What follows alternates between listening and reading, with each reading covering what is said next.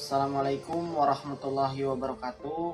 Perkenalkan, nama saya Muhammad Rizaldi, salah satu mahasiswa Pancasakti Bekasi, Fakultas Sains dan Teknologi. Pada kesempatan kali ini, saya akan menjelaskan sedikit apa itu cybercrime.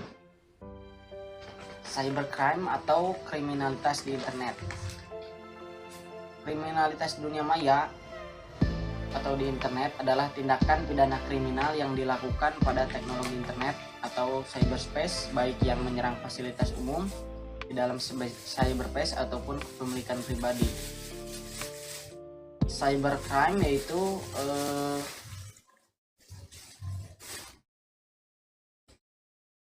perbuatan melawan hukum yang dilakukan dengan menggunakan internet yang berbasis kecanggihan teknologi komputer dan telekomunikasi. Oke, selanjutnya ada beberapa motif yang ada di cybercrime, yaitu pertama motif intelektual.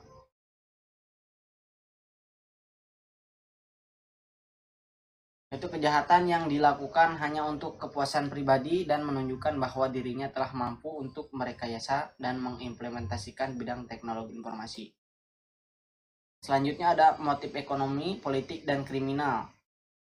Itu kejahatan yang dilakukan untuk keuntungan pribadi atau golongan tertentu yang berdampak pada kerugian secara ekonomi dan politik pada pihak lain.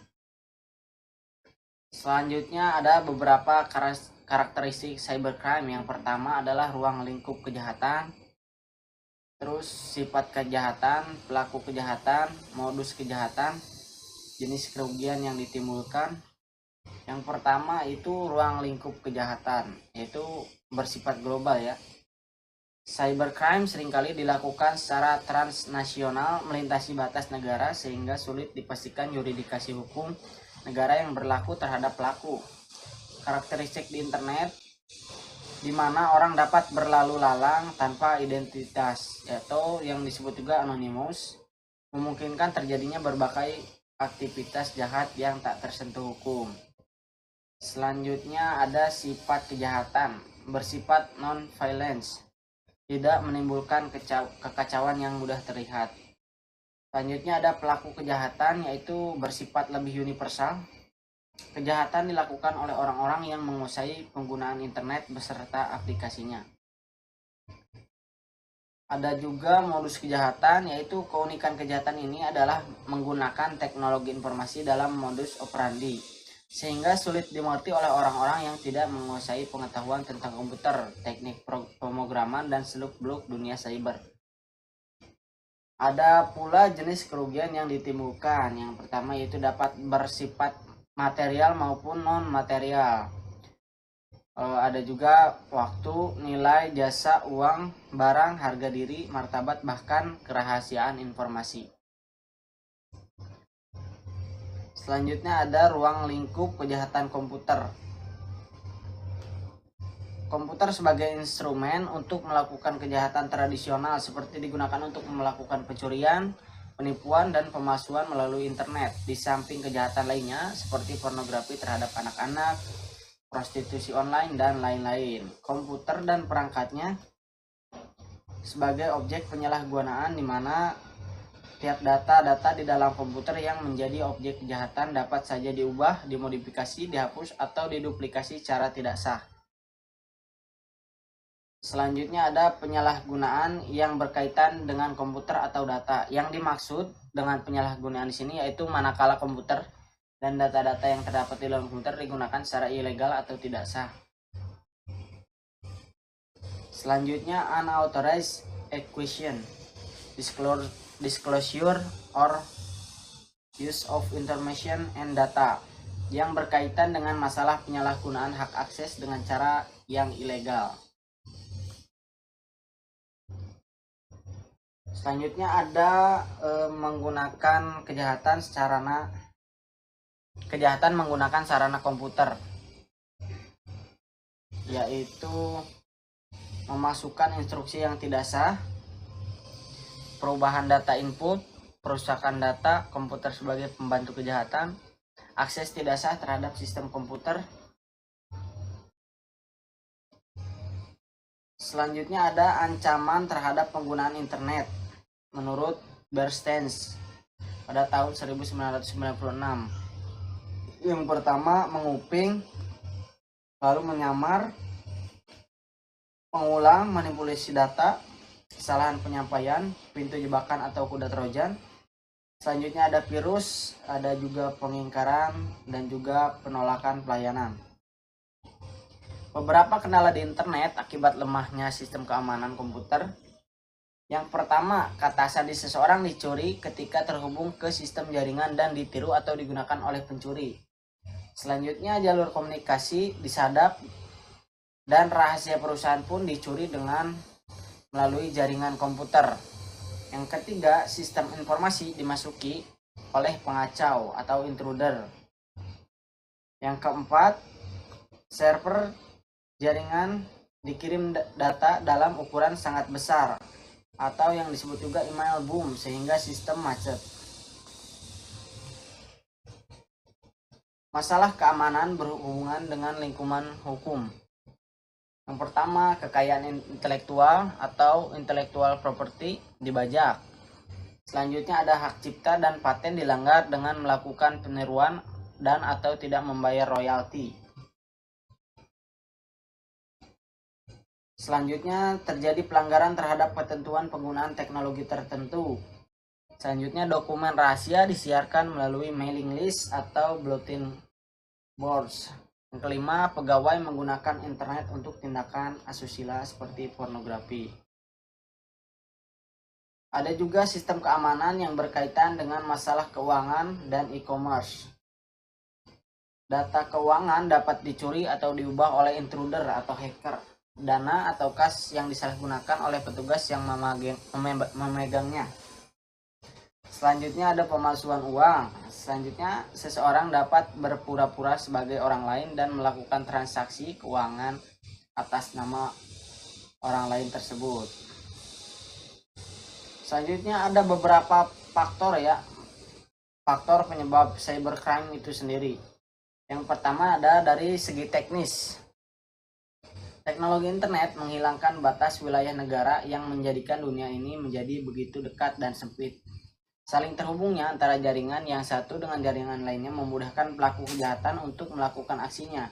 Kemudian, tidak meratanya penyebaran teknologi menjadikan yang satu lebih kuat daripada yang lain.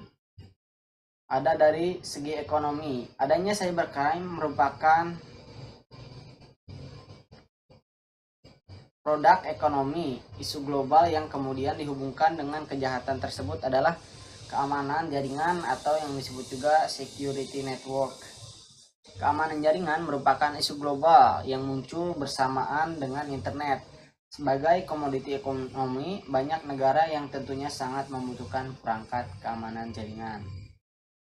Cybercrime berada dalam skenario besar dari kegiatan ekonomi dunia. Sebagai contoh, memasuki tahun 2000 terjadi isu virus Y2K yang akan menghilang atau merusak data dan informasi.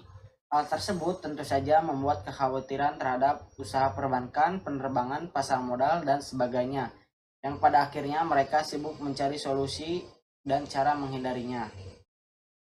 Sehingga hal tersebut menjadi ladang para penyedia jasa teknologi informasi untuk membuat perangkat atau program untuk menanggulanginya, yang pada akhirnya kenyataannya ancaman tersebut tidak pernah terjadi. Selanjutnya tipenya cybercrime menurut Philip Renata ya. Yang pertama, joy computing, yaitu pemakaian komputer orang lain tanpa izin. Selanjutnya ada hacking, yaitu mengakses secara tidak sah atau tanpa izin dengan alat suatu terminal. Yang ketiga, the Trojan horse, yaitu manipulasi data atau program dengan jalan mengubah data atau instruksi pada sebuah program, menghapus, menambah, menjadikan tidak terjangkau dengan tujuan kepentingan pribadi atau orang lain. Selanjutnya ada data leakage, yaitu menyangkut pembocoran data keluar terutama mengenai data yang harus dirahasiakan. Selanjutnya ada data diddling, yaitu suatu perbuatan yang mengubah data valid atau sah dengan cara tidak sah.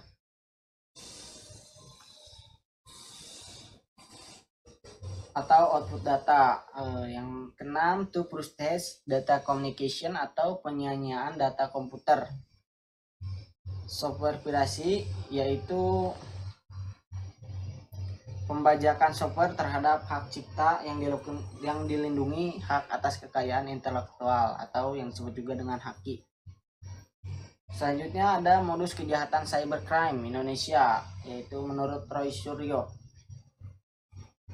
Yang pertama ada pencurian nomor kartu kredit. Selanjutnya memasuki, memodifikasi atau merusak homepage atau biasa disebut juga dengan hacking. Selanjutnya ada penyerangan situs atau email melalui virus atau spamming. Selanjutnya ada beberapa kasus cybercrime yang sering terjadi di Indonesia, yaitu menurut As'ad Yusuf, yaitu pencurian nomor kartu kredit, pengambil alihan situs web milik orang lain, pencurian akses internet yang sering dialami oleh ISP atau Internet Service Provider. Keempat ada kejahatan nama domain. Yang kelima ada persaingan bisnis dengan menimbulkan gangguan bagi situs lainnya atau situs saingannya. Ada juga beberapa jenis-jenis cybercrime, yaitu yang pertama ada jenis aktivitas, terus motif kegiatan, sasaran kejahatan. Yang pertama akan dijelaskan yaitu jenis cybercrime berdasarkan jenis aktivitas ya. Yang pertama unauthorized access, illegal content, penyebaran virus secara sengaja, data forgery, cyber espionage, sabotage and extortion. Keempat ada cyber stalking. Selanjutnya ada carding, hacking and cracking, cyber squatting and typo squatting, hijacking, cyber terrorism. Selanjutnya jenis cybercrime berdasarkan motif kegiatan ya. Cybercrime sebagai tindakan murni kriminal, cybercrime sebagai kejahatan abu-abu. Selanjutnya ada jenis cybercrime berdasarkan sasaran kejahatan. Yang pertama cybercrime yang menyerang individu. Terus cybercrime menyerang hak milik. Selanjutnya ada cybercrime menyerang pemerintah. Selanjutnya untuk penanggulangan cybercrime, yang pertama bisa juga dengan mengamankan sistem. Penanggulangan global, perlunya cyber law atau perlunya dukungan lembaga khusus.